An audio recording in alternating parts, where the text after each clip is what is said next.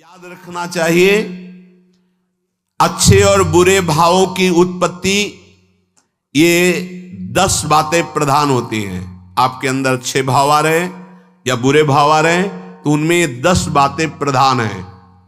पहला, स्थान। आप कहां बैठे हैं, कहां रह रहे हैं, किस जगह खड़े हैं, आपको स्थान देख करके ही बर्ताव में उतरना है। जैसे मदिरालय है, आप वहां खड़े होंगे तो तमोगुण अपने आप बढ़ने लगेगा, आसुरी प्रवृत्ति बढ़ने लगेगी। ऐसे ऐसे जिस स्थान पर खड़े होने से, देखने से, बात करने से हमारी वृत्ति बिगड़ रही, उस स्थान का तत्काल त्याग कर देना चाहिए, वहां से हट जाना चाहिए। पहला है स्थान। जैसे सत्संग, यमुना जी का एकांतिक पावन तट, किसी लता के नीचे, किसी संत भगवान के सानिध्य में, अब हमारा ये स्थान भजन वृत्ति बढ़ाएगा। उस व्यक्ति का घर जिसके पास जाने से वासनाएं बढ़ रही, उस स्थान में जहां दृश्य देखने से हमारे अंदर गंदी बातें आ रही, पहला है स्थान। दूसरा है अन्न। बहुत बड़ा प्रभाव अन्न का होता है। अगर अधर्म के द्वारा कमाया हुआ अन्न है तो बुद्धि अधर्म में ही लगेगी। यदि भोजन पकाते समय, रसोई रांधते समय आप विकारात्मक चिंतन कर रहे हैं तो कोई भी प्रसाद पाए उसके अंदर विकार जागृत हो जाएगा। अन्न का बहुत बड़ा प्रभाव पड़ता है। एक बार पूज्य पाद उड़िया बाबा जी महाराज अपने परिकर के साथ भ्रमण में थे तो किसी बड़े धनी मानी ने निमंत्रण दिया, महाराज आज यहीं रुको। तो बाबा ने कहा हम लोग गांव के अंदर नहीं रुकते। तो बाहर कोई वृक्षों का समुदाय, जंगल जैसा, तो उसमें वहां रुके, पर भोजन उनकी तरफ से, भोजन सबने पाया।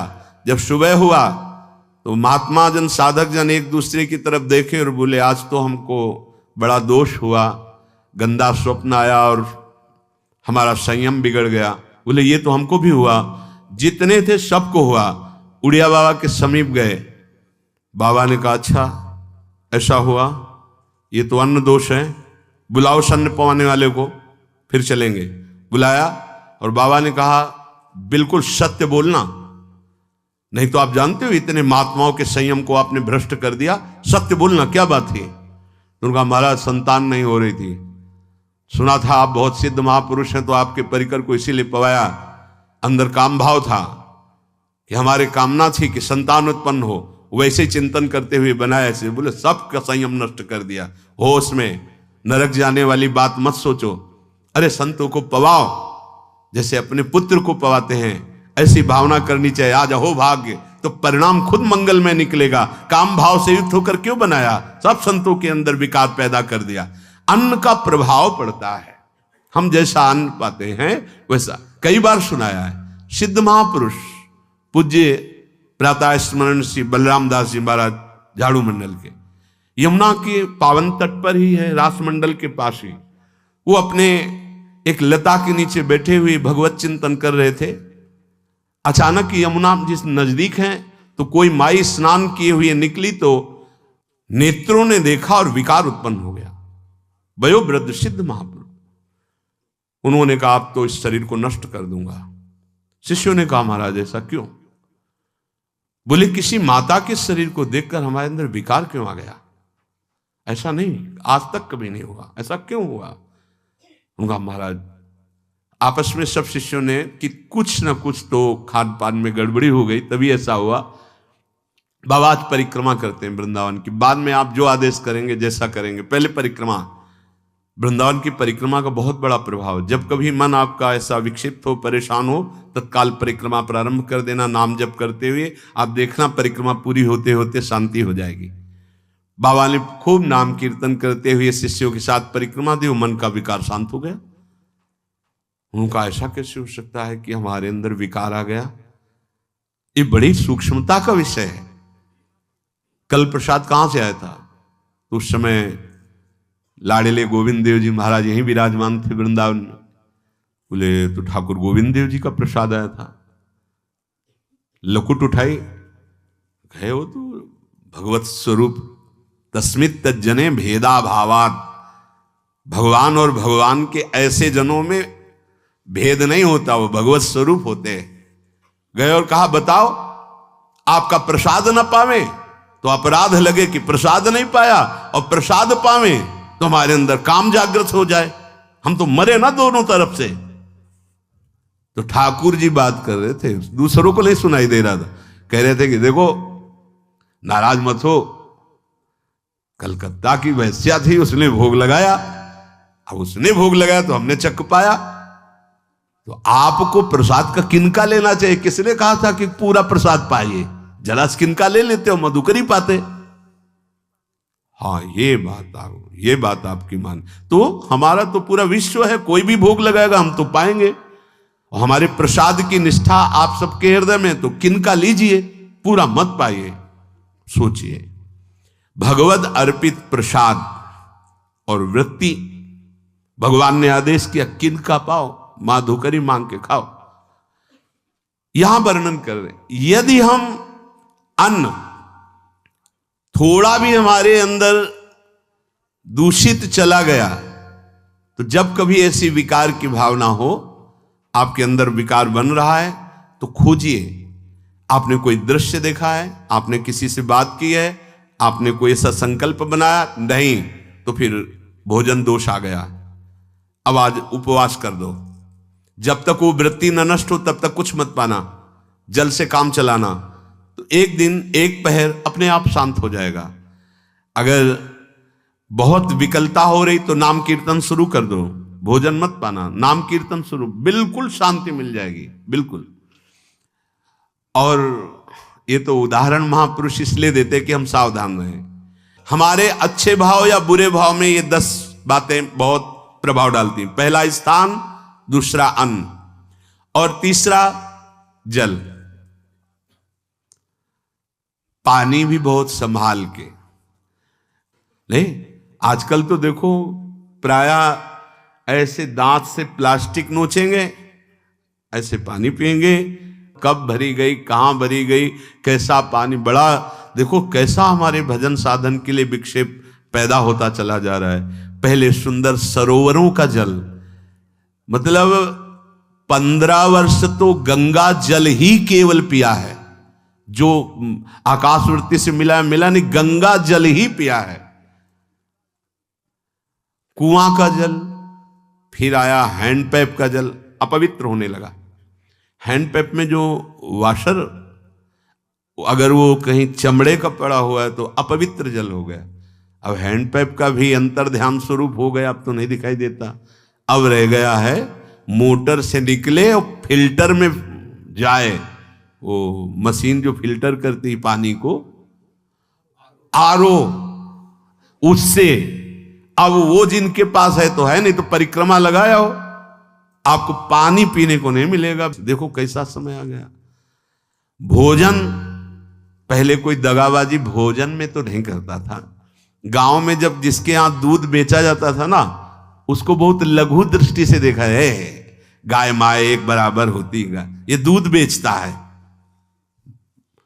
10-5 किलो मठा तो आप ऐसे मांग के ले सकते थे, अगर अड़ोस पड़ोस में वो मठा मिल जाएगा। जब कोई उत्सव होता, फ्री दूध 100-200 500 किलो पूरे गांव के सब दे देते, कोई ऐसे बेचता था। अब दूध नहीं, जब बूढ़े लोग बैठते थे कहते थे पानी बिकेगा आगे चल के। आज पानी बिक रहा है, नहीं बिक रहा, पानी बिक रहा है। हमें लगता है सबको ही पैसे से ही पानी है, वो बोतलें नीली नीली नहीं, इतनी बड़ी बड़ी बिकती, उन्हीं से पानी पिया जा रहा है। आगे और समय जल का प्रभाव पड़ता है। जैसे हम गंगा जल पीते थे, सही कहते हैं, कई दिन जब भोजन नहीं मिलता तो पूरी पौष्टिकता गंगा जल से मिलती थी। गंगा माता के जल से ऐसा लगता था मानो हम परम पावन अमृत पान कर रहे हैं, सारी पौष्टिकता मिलती थी। कुएं का जल अपने आप में पौष्टिकता से युक्त होता, जो हमें चाहिए। आज देखो जल की समस्या हो गई, पवित्र जल पीने के लिए हम तरस रहे हैं। कहां जल, और कैसे मिलेगा जल? या तो आप पैसे वाले हो तो आप खरीद करके पीजिए, नहीं तो अब वो जल नहीं रह गया कि कुएं से निकाला पी लिया या सरोवर से पी लिया, या कैसा दुर्भाग्य है। जल का बहुत बड़ा योग है साधना में। जैसे स्थान का तो परम पावन वृंदावन धाम, अन्न का, तो अब हम भगवत प्रसाद पाते हैं। तो जल का बहुत बड़ा योग है। आज दूषित होता चला जा रहा है, क्योंकि अब हाथ की बात नहीं रह गई है कि आप सुंदर कुआं से जल लें या सरोवर से जल लें या आप नदी से जल लें। हाँ, स्वामी जी के लिए लिखा हुआ है कि रोज यमुना स्नान और रोज यमुना जल ही पान। हमारे वृंदावन के समस्त भगवत स्वरूपों का स्नान यमुना जल से ही होता था, हो रहा है और होता ही रहेगा। बिहारी जी के लिए आज भी कलश में भरकर यमुना जल ही जाता है। तो कपड़ा से ऐसे ढक के जब हम 2 बजे परिक्रमा देते थे तो एक महाभागवत है, वो किसी को छूते नहीं, दूर से कहते छूना मत, बिहारी जी के लिए जल जा रहा है स्नान के लिए बिहारी जी का। फिर चौथा है आपका परिकर, जहां पर रह रहे हैं वो समुदाय, चाहे परिवार हो या समुदाय, वो कैसा है, रजोगुणी है, तमोगुणी है, सतोगुणी है या त्रिगुणातीत भागवतिक है, उसका प्रभाव पड़ेगा। पांचवा है आपका पड़ोस, आसपास वाले घर, जैसा है वैसा प्रभाव पड़ेगा आपके ऊपर। पड़ोस निंदनीय है तो बंधन से युक्त होना पड़ेगा। लंका के पड़ोस में रहने के कारण अगाध महिमा वाले समुद्र को बांध दिया गया, रघुनाथ जी ने पुल बांधा और दंड देने के लिए तैयार हो गए थे सरकार, अग्निबाण संधान कर लिया था, पड़ोस के कारण ही तो ना, पड़ोसी रावण था। इसीलिए आस पड़ोस का बड़ा प्रभाव पड़ता है। फिर अगला है दृश्य, इस पे बहुत सावधानी की जरूरत है। ये मोबाइल भगवान चल गए हैं, बहुत विस्तार से चल गए हैं। अब कोई छोटा मोबाइल रखना नहीं चाहता, सब वो स्क्रीन वाला रखना चाहते, टच मोबाइल। दृश्य से बचो, बच्चों, जवानों, बूढ़ों, सबकी वृत्ति जो माया आकर्षित करती, जो दृश्य हम देखने के लिए अंदर से उल्लसित है, वो मोबाइल में सब है, चाहे भागवतिक और चाहे सांसारिक। तो भाई देख लो, गुण दोष में संसार है। अगर आप दोष ग्रहण करना चाहते हो तो दोष ले लो, गुण तो गुण। बहुत बहुत खतरनाक विषय है और बहुत लाभदायक विषय है। किसी संत की वाणी एक बार समझ में नहीं आई, अगर हम 10 बार सुने तो समझ में आ जाएगी, ये लाभदायक है। कभी कोई किसी से बात करनी, पहले जाए तो पोस्ट कार्ड चलते थे, एक कार्ड, वो 15 पैसे का इतना बड़ा वाला आता था, 25 पैसे का बंद वाला लिफाफे में आता था, नीले नीले कागज का 15 पैसे वाला कार्ड, उसमें चिट्ठी जाती थी महीनों में। कभी यहां 1 मिनट में अमेरिका से बात कर लो, कितनी बढ़िया बात हो गई। उसका दुरुपयोग ना करो। अब हमारी इतनी चंचल वृत्ति है कि दुरुपयोग करने के लिए उत्साह बढ़ जाता है। बोले अब सब काम हो गया है, अब एकांत सेवन कर रहे हैं, अंदर से सिटकिनी बंद और मोबाइल भगवान का संग शुरू। 2-4 मिनट सत्संग और अच्छे दृश्य देखे, फिर बगले में वहां सब होता है कि आप बस उसको ऑन कीजिए, फिर जो मनोरंजन शुरू होता है, फिर उपासक मिटिया मेट हो जाता है। ये बहुत सावधानी की बात कह रहे हैं। वैसे हमें लगता है यदि आपको इस बड़े कार्य वाले ना हो तो छोटा मोबाइल रखे तो अच्छा रहता है। तो इसलिए ये एक ऐसा कलयुग भगवान ने रचा है कि बचा पाना बड़ा मुश्किल है। इससे वृत्ति को बचाओ, जो बचा ले गया वो आगे साधना कर सकता है। बहुत सावधान बच्चों। हमें लगता है यदि आपका मन चंचल हो, आपके शासन में ना हो, तो स्क्रीन वाला मोबाइल अपने माता पिता को दे देना चाहिए। और हम कहते रखो, छोटा वाला रखो, कभी कोई आपत्ति विपत्ति या सूचना देनी हो, बढ़िया काम करता है। जरूरी नहीं है इतना बड़ा लेके चलना। हाँ, अगर आपको बहुत राजकीय विभाग के कार्य हैं तो बात अलग है कि कौन सी सामान कहाँ कैसे, तो वहां से वीडियो भेज रहा है, वो चेक कर रहा है, यस हाँ ठीक है अब चलाओ। अपने को क्या काम है? सत्संग अगर सुनना है तो सत्संग सुनने के अलग यंत्र आते हैं, चला दे उसमें, वो इतनी बड़ी लगती है, उसमें चिप, पेन ड्राइव ऐसे लगा दो और सत्संग सुनो। जरूरी वो दृश्य वाला रखो। यहां कह रहे दृश्य, अगर गलत दृश्य देखा तो बावरे बन जाओगे और अच्छा दृश्य देखा तो भगवान के मार्ग के पथिक बनोगे। तो देखो, अच्छे दृश्य में भी दोष दर्शन की वृत्ति की गुंजाइश है। जैसे कोई लीला हो रही है, लीला के पात्र, जैसे हमारे ब्रजमंडल में रास लीला होती थी, ऐसे 12 वर्ष 13 वर्ष के लीला पात्र, सब नव किशोर, जहां भाव ही बने रोते रहो। अब वहां बड़े बड़े लीला पात्र हैं, अगर हमारी भावना शासन में नहीं है तो वहां हम अंग प्रत्यंग के दर्शन से हमारी हाव भाव वहां जो हो रहा है उससे हमारी वृत्तियां बिगड़ जाएं। जब छोटे छोटे लाडली लाल परस्पर खेलते हैं तो केवल आशीर्वाद देने को, रोने का मन होता है। अगर आप लीला भी देख रहे हैं तो बहुत सावधानी की जरूरत है, क्योंकि वो चिदानंद शरीर नहीं है, पांच भौतिक शरीरों, हमारी दृष्टि पंचभूत में लगी हुई है।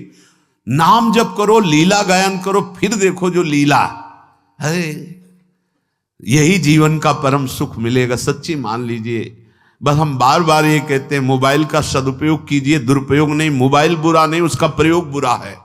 दृश्य और साहित्य, वैसे ही मनोवृत्तियां फिसलने वाली हैं, और जब ये आ गया कि फिसलाने में कितना लाभ है तो ऐसा कोई साहित्य और आलोचना, ऐसी कोई वार्ता न करे जिससे हमारे अंदर गंदे भाव आवे।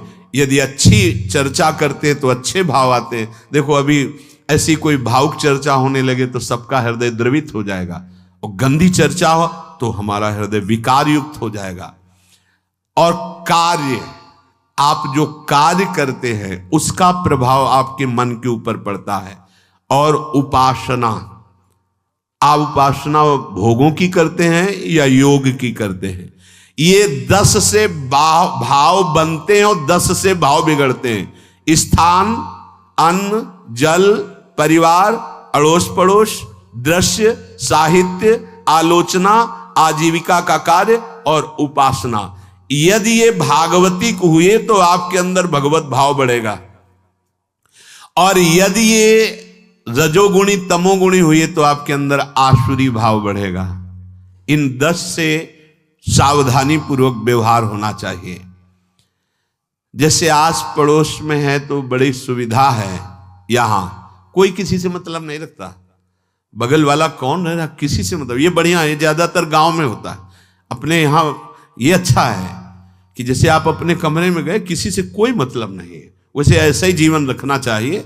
और उस पर ये ज्यादा जो व्यवहार मित्रता बढ़ाने वाला विषय, ये धाम में नहीं है, वृंदावन में ऐसा नहीं व्यवहार रखना चाहिए। आपके पड़ोस में कौन रख रहा है आपका परिचय नहीं होना चाहिए, कौन कौन रह रहा है आपकी जानकारी नहीं होनी चाहिए।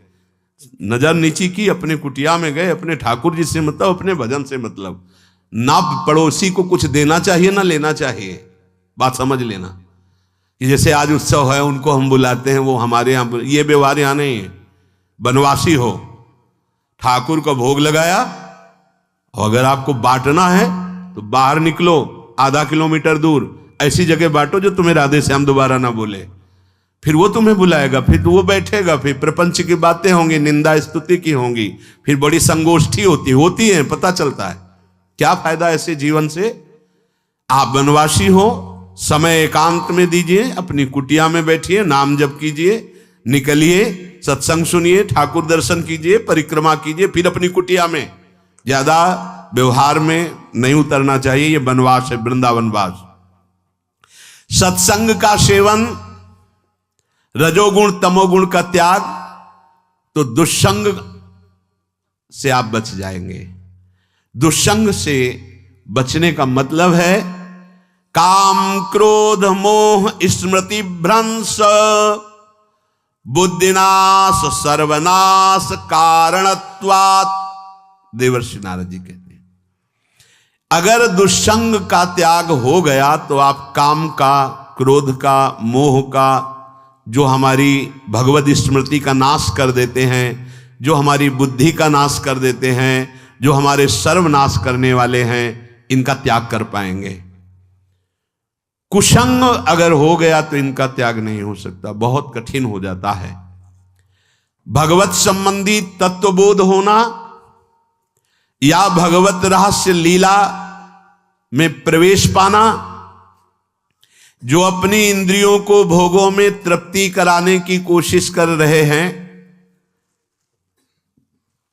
उनका चिंतन भोगों का ही होगा, तो कैसे तत्वबोध होगा, कैसे लीला में प्रवेश होगा? बस ध्यान देना है, कैसे हो पाएगा? क्योंकि जिस चित्त वृत्ति से भगवदाकार हमें वृत्ति करनी थी, वो तो हमने भोगों के चिंतन में लगा दी, भोग क्रियाओं में लगा दी। एक स्थिति होती है जब आपकी चित्त वृत्ति भगवदाकार हो गई है, तो व्यवहार में रहते हुए भी विषयान गृहणंत मुंचंत वा, खान पान उठना बैठना है सब बाहरी क्रियाएं हो रही हैं, अंतर से वो अपने आराध्य देव में सदैव स्थित रहता है। उसका परिचय आपको जब ऐसे महापुरुष का सानिध्य मिलेगा, तो आप विषय सेवन करते हुए भी निर्विषय रहेंगे। आपके अंदर विषयों की प्रियता नहीं रह जाएगी, आपके अंदर एक प्रबल वैराग्य ऐसी धारणा बन जाएगी, कुछ नहीं, कोई भी तुम्हें प्रभावित नहीं कर सकता। यद्यपि खान पान हर्ष आदि की सब व्यवहारिक वृत्तियां हैं, पर उस महापुरुष का प्रभाव ऐसा होगा कि आपका हृदय निर्विकार हो जाएगा। और बहुत ही त्याग की सब बातें की जा रही, लेकिन हृदय भी सही है, तो संग से विषय रंग बढ़ जाएगा। ये देखा गया है। हृदय अगर निष्प्रिय है, जिसका हम संग कह रहे हैं, तो उसका परिणाम निष्प्रिय निकलेगा। व्यवहार में कुछ भी हो, निष्प्रियता ही आपकी बढ़ेगी, निर्विकारता बढ़ेगी, क्योंकि उसकी स्थिति का संग हो रहा है, उसका प्रभाव पड़ रहा है। तो सर्वनाश की जड़ है विषय चिंतन। ये बहुत बड़ी बात है।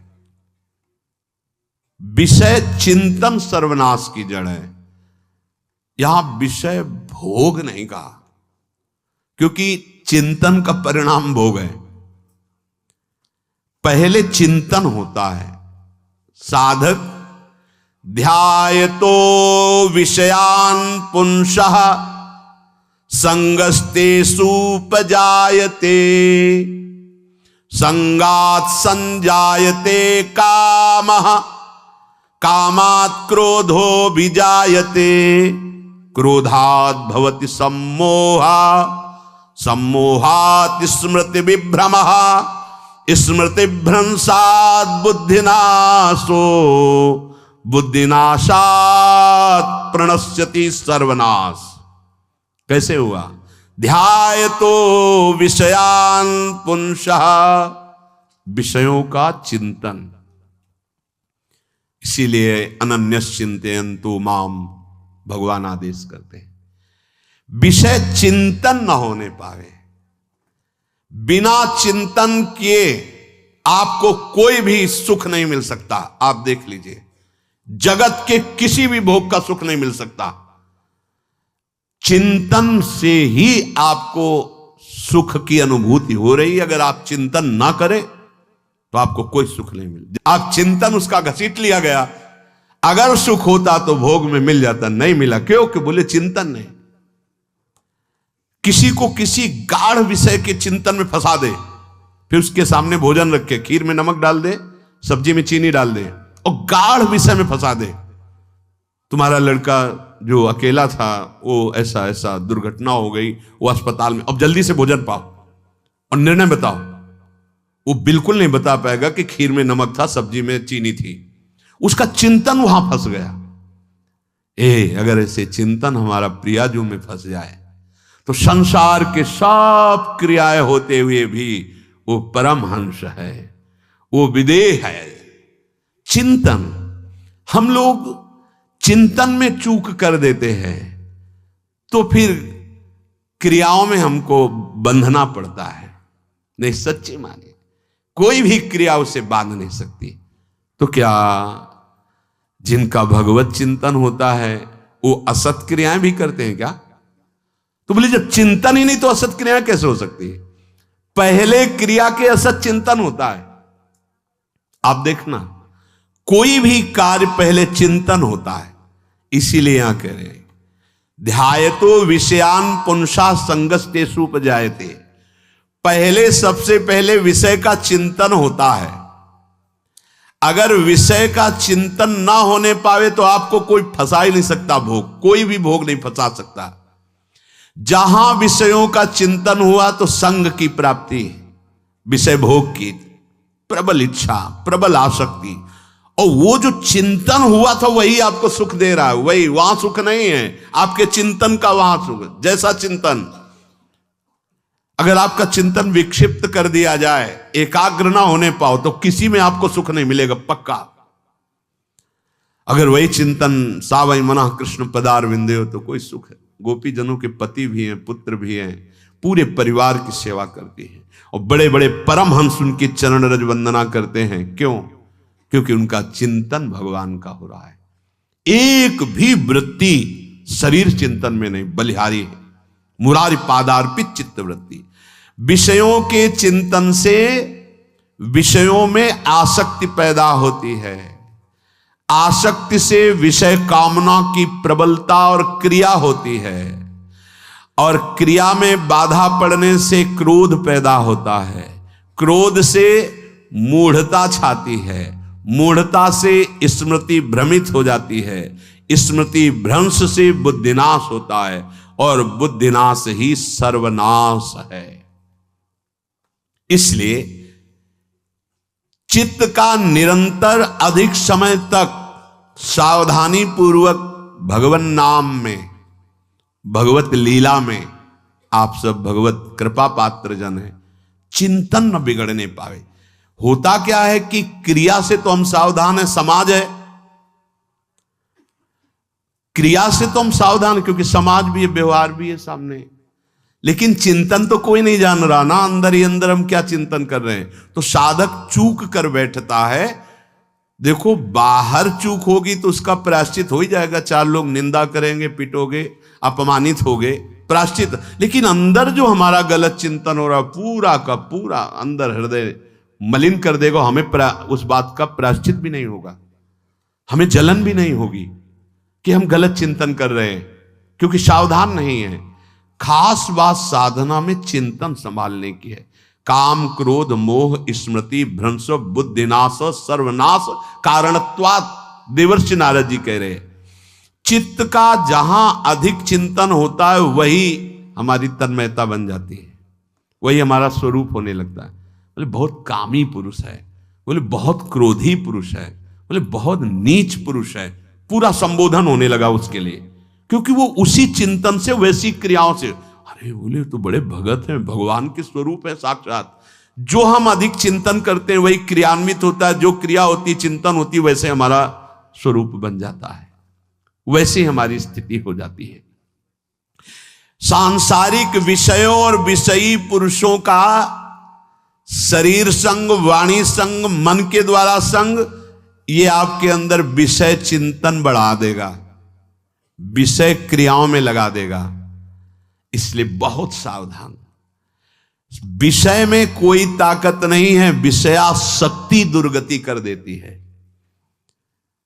एक बार देवर्षि नारद जी जनक जी से कहा कि आप विदेह राज कैसे हैं, पत्नी भी है, परिवार भी है, सब वैभव भी है, वो आप एक राजा होते हुए विदेह राज। उनका आज विश्राम कीजिए, कल सुबह चर्चा करेंगे।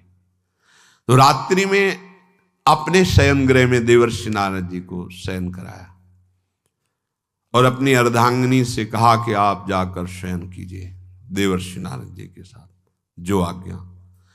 अब वहां देवर्षि नारद जी के समीप जब नारद जी ने देखा कोई स्त्री, तो शकिल गए और शकिल गए। वो तो आज्ञा जैसी हुई थी, जब दीवाल मिली तो दीवाल की तरफ मुंह करके लेटे रहे। अर्धरात्रि में उठी और चली गई। देवर्षि नारद जी सुबह गए और कहा कि ये क्या मजाक था आपका, यदि आपको ऐसा ही व्यवहार करना था तो आप हमसे कह देते तो हम बाहर जाकर शयन करते, आपने ऐसा क्यों किया, क्या हुआ महाराज? जब हम वहां शयन कर रहे थे, कुछ रात्रि व्यतीत होने पर आपकी अर्धांगिनी आई और लेट गई सैया पे। उनको पता नहीं कि एक देव ऋषि के साथ ऐसा व्यवहार नहीं कर। फिर क्या हुआ महाराज? फिर हम और खेलते गए, फिर दीवाल मिली तो उधर मुंह करके फिर सो गए। तो तुमने स्त्री को दीवाल नहीं समझा, दीवाल को दीवाल समझा। यही आप में और हम में फर्क है। आपके लिए जैसे दीवाल निश्चिंतता का कारण है, ऐसे ही हमारे लिए स्त्री होते हुए भी वो दीवाल की तरह ही है, किंचन मात्र विकार उत्पन्न नहीं कर सकती। यही अंतर है। इसी बात से हमको विदेहराज कहते हैं। ये स्थिति अब कह दे स्त्री शरीर और दीवाल में क्या ज्ञान की विशेषता? वो जड़ है और चैतन्य नहीं। ये शरीर भी जड़ है, चैतन्य आत्म तत्व है। पंचभूतों से दीवाल बनी है। अग्नि तत्व से ईंट पकाई गई है। पृथ्वी तत्व तो है ही, पृथ्वी तत्व में जल मिलाकर उसको आकार दिया गया है। वायु तत्व ने उसे सुखाया है, अग्नि तत्व ने पकाया है, और शब्द आकाश तत्व है। 5 भूतों से वो बना, 5 भूतों से बना है। सच्चा ज्ञान ये कि इसमें और दीवाल में कोई अंतर नहीं। चैतन्य घन आत्म तत्व के कारण ये चलता फिरता नजर आता है, और वो खड़ा स्थायी जड़ दिखाई दे रहा है। इसमें भी भगवान है, उसमें भी भगवान है। इसमें भी पंचभूत है, उसमें भी पंचभूत है। नरसिंह भगवान खंबे से प्रकट हुए थे, बस केवल अज्ञान के कारण जड़ चैतन्य का भेद है। तब समझ में आया।